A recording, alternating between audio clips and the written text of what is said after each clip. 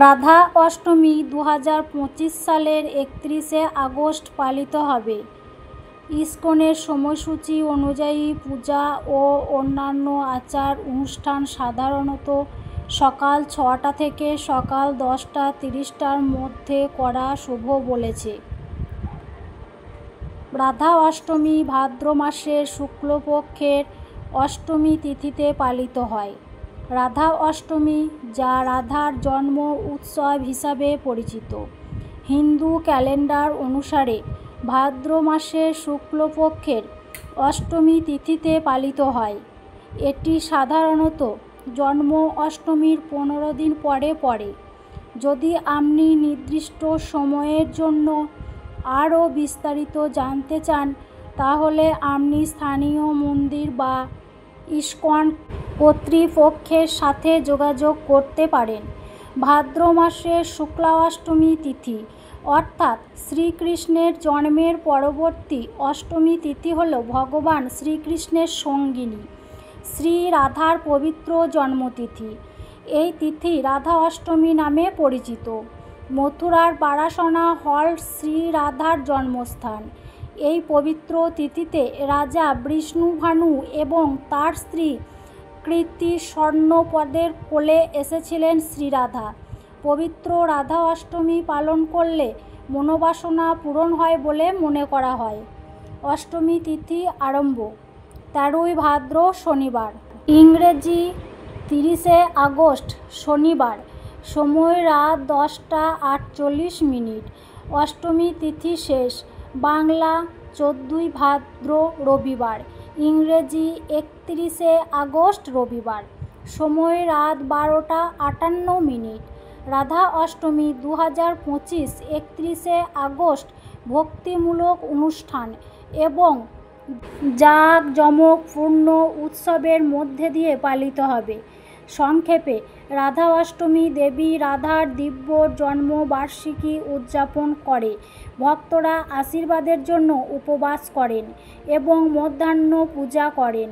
মন্দিরগুলিতে ভজন, কীর্তন এবং বিশাল শোভাযাত্রা অনুষ্ঠিত হয়। ভক্তি, সঙ্গীত এবং রঙে সিক্ত রাধা অষ্টমী হল সেই দিন যখন মন্দিরে, রাস্তা এবং হৃদয়ে রাধা ও কৃষ্ণের চিরন্তন প্রেম জীবন্ত হয়ে ওঠে। দেবী রাধার ঐশ্বরিক জন্মবার্ষিকী হিসেবে পালিত এই উৎসব বর্ষানা এবং বৃন্দাবনের মতো পবিত্র শহরগুলিকে ভজন, শোভাযাত্রা এবং আধ্যাত্মিক উৎসাহের প্রাণবন্ত কেন্দ্রে রূপান্তরিত করে, যা বিশ্বজুড়ে ভক্তদের আকর্ষণ করে।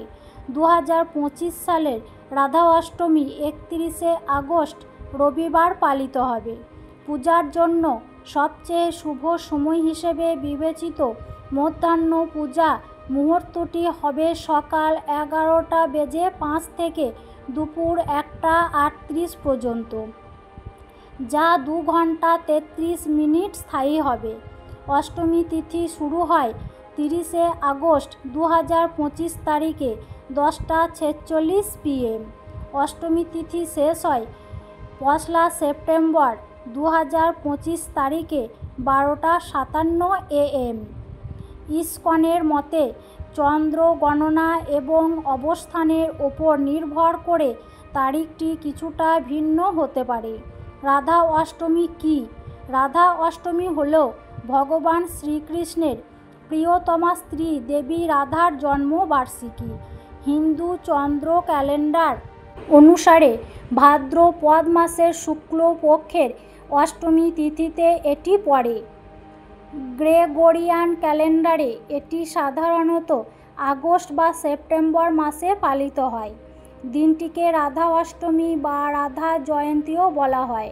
রাধা অষ্টমীর তাৎপর্য: বৈষ্ণব ধর্মে দেবী রাধার এক শ্রদ্ধাঞ্জলি স্থান রয়েছে এবং তাকে ভগবান শ্রীকৃষ্ণের প্রতি বিশুদ্ধ ভক্তি এবং ঐশ্বরিক প্রেমের মূর্ত প্রতীক হিসেবে বিবেচনা করা হয়।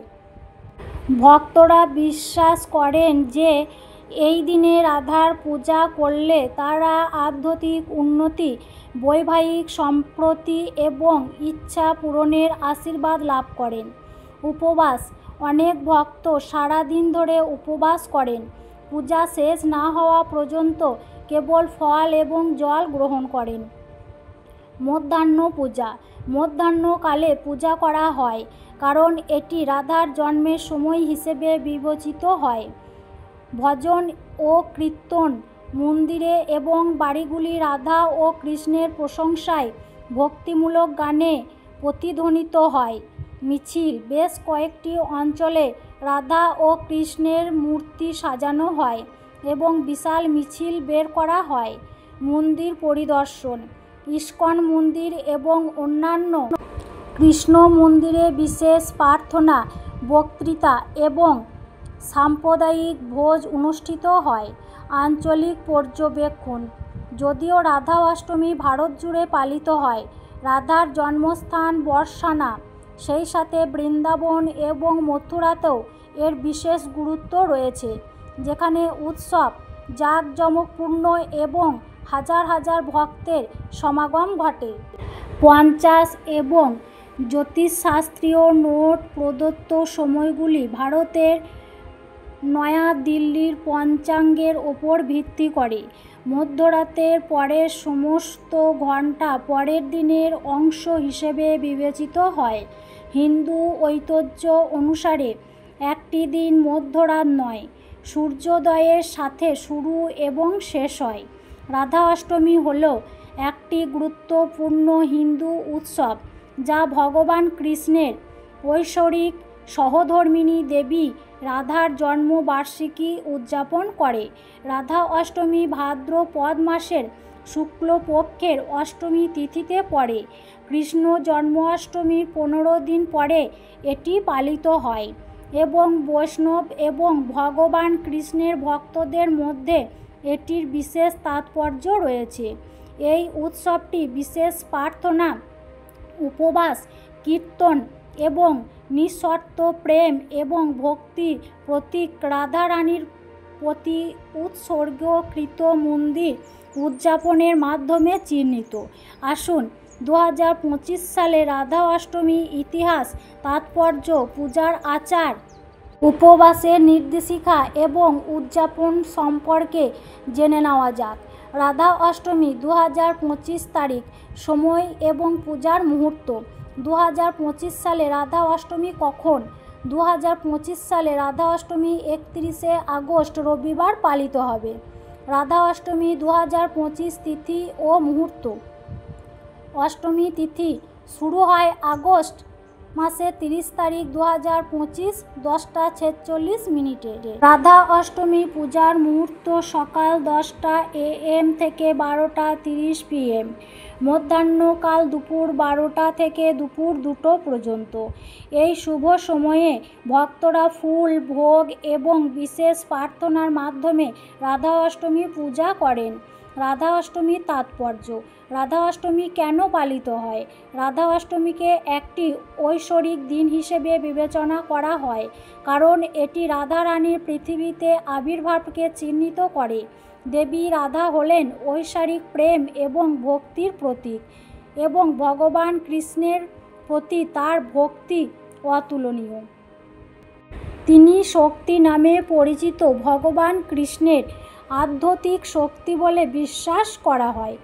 আধ্যাত্মিক গুরুত্ব। প্রকৃতি ভক্তির প্রতীক। দেবী রাধা শিক্ষা দেন যে নিঃস্বার্থ ভক্তি হল প্রেমের সর্বোচ্চ রূপ। কৃষ্ণের শাশ্বত সহচর। রাধা ছাড়া কৃষ্ণ অসম্পূর্ণ, যা প্রকৃতি যে ঐশ্বরিক প্রেম জাগতিক আকাঙ্ক্ষায় ঊর্ধ্বে। ভক্তদের জন্য আশীর্বাদ। এই দিনে রাধা রানীর উপাসনা করলে সম্প্রীতি, ভালোবাসা এবং ইচ্ছে পূরণ হয়। রাধা অষ্টমীর গল্প। রাধার জন্ম কিভাবে হয়েছিল? হিন্দু ধর্মগ্রন্থ অনুসারে রাধা রানী মথুরার নিকটবর্তী বরাসানায় রাজা বৃষভানু এবং রানী কৃতিদার ঘরে জন্মগ্রহণ করেছিলেন। অন্যান্য শিশুদের মতো নয়, তিনি চোখ না খুলেই জন্মগ্রহণ করেছিলেন। যখন শিশু কৃষ্ণ তার বাড়িতে আসেন তখন তিনি প্রথমবারের মতো চোখ খুলেছিলেন, যা তাদের ঐশ্বরিক সংযোগের ইঙ্গিত দেয়। কৃষ্ণের প্রতি রাধার ভালোবাসা ছিল বিশুদ্ধ এবং নিঃস্বার্থ। তাদের ঐশ্বরিক বন্ধন শাশ্বত প্রেম এবং ভক্তির প্রতীক হয়ে ওঠে। অনেক ধর্মগ্রন্থে বলা হয়েছে যে রাধা কেবল একজন নশ্বর সত্তা ছিলেন না, বরং কৃষ্ণের আত্মার শক্তি ছিলেন। রাধা অষ্টমীর ব্রত নিয়ম। রাধা অষ্টমীর উপবাস কিভাবে পালন করবেন? রাধারানী এবং ভগবান কৃষ্ণের আশীর্বাদ পেতে ভক্তরা রাধা অষ্টমীর ব্রত পালন করে। উপবাসের প্রকারভেদ। নির্জলা ব্রত, খাবার বা জল ছাড়াই সম্পূর্ণ উপবাস করুন। ফলহার ব্রত, ফল, দুধ এবং বাদাম খাওয়া। সাত্ত্বিক ভোজন, সূর্যাস্তের আগে শুধুমাত্র সাত্ত্বিক খাবার খাওয়া। রাধা অষ্টমীর ব্রত বিধি। তাড়াতাড়ি ঘুম থেকে উঠে পবিত্র স্নান করুন। পরিষ্কার বা হলুদ রঙের পোশাক পরুন। ফুল, ধূপ এবং প্রদীপ দিয়ে রাধা কৃষ্ণের মূর্তি পুজো করুন। পেড়া, মাখন, মিশ্রি এবং পঞ্চামৃত সহ ভোগ অফার করুন। রাধা অষ্টমীর কথা পাঠ করুন। ঐশ্বরিক আশীর্বাদের জন্য রাধা কৃষ্ণ মন্ত্র জপ করুন। রাধা কৃষ্ণ মন্দির পরিদর্শন করুন এবং ভজন ও কীর্তনে অংশগ্রহণ করুন। রাধা অষ্টমী পূজা বিধান। ধাপে ধাপে পূজার নির্দেশিকা। সকালের পূজা। কলস স্থাপন, পবিত্র জলের আচার। গঙ্গা জলে ভরা একটি তামা বা রূপার কলস রাখুন। রাধা কৃষ্ণের প্রতিমা অভিষেক। পঞ্চামৃত যেমন দুধ, মধু, ঘি, দই এবং চিনি দিয়ে প্রতিমাগুলিকে স্নান করান। অফার, ফুল, পদ্ম ও তুলসী, এই দুটো ফুল নিয়ে মিষ্টি এবং ফল, আরতি এবং ভজন। রাধারানীর উদ্দেশ্যে উৎসর্গীকৃত ভক্তিমূলক ভজন গাও। সন্ধ্যা উদযাপন। রাধাকৃষ্ণ মন্দির পরিদর্শন করুন। ভজন, কীর্তন এবং কৃষ্ণলীলা পরিশোধনায় অংশগ্রহণ করুন। দরিদ্রের মধ্যে প্রসাদ এবং খাবার বিতরণ করুন। রাধা অষ্টমীর বিশেষ প্রসাদ রেসিপি। মাখন, মিশ্রি প্রসাদ রেসিপি উপকরণ: 1 কাপ তাজা সাদা মাখন, 2 টেবিল চামচ মিশ্রি, 1 টেবিল চামচ কুচি করে কাটা শুকনো ফল যেমন বাদাম, কাজু, কিশমিশ। পদ্ধতি: একটি পাত্রে তাজা ঘরে তৈরি সাদা মাখন নিন, মিশ্রি যোগ করুন এবং ভালো করে মেশান। কাটা শুকনো ফল দিয়ে সাজিয়ে নিন। রাধারানীকে এটি নিবেদন করুন এবং প্রসাদ হিসাবে বিতরণ করুন। রাধা অষ্টমী একটি পবিত্র উৎসব যা আমাদের ভগবান শ্রীকৃষ্ণের প্রতি রাধারানীর বিশুদ্ধ নিঃস্বার্থ ভালোবাসার কথা মনে করিয়ে দেয়। এই দিনে উপবাস, প্রার্থনা এবং পূজা পালন ভক্তদের ঐশ্বরিক আশীর্বাদ, সুখ এবং ভক্তি অর্জনে সহায়তা করে। রাধা অষ্টমী উদযাপনের মাধ্যমে কেউ আধ্যাত্মিক জ্ঞান লাভ করতে পারে এবং কৃষ্ণ ভাবনামৃতের সাথে সংযুক্ত হতে পারে। রাধারানী সকল ভক্তদের অনন্ত প্রেম, ভক্তি এবং সমৃদ্ধি দান করুন।